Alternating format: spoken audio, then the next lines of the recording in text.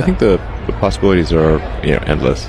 It's not quite in Tesla's primary mission direction of accelerating sustainable energy, but it is an extremely useful thing that we can do for the world, which is to make a useful humanoid robot that is capable of interacting with the world and helping in many different ways. So in factories and really just I think if you say like extrapolate to many years in the future, it's like I think work will become optional. Like there's a lot of jobs that if people weren't paid to do it, they wouldn't do it. Like it's not fun, necessarily. Like if you're washing dishes all day, it's like even if you really like washing dishes, you really want to do it for 8 hours a day every day.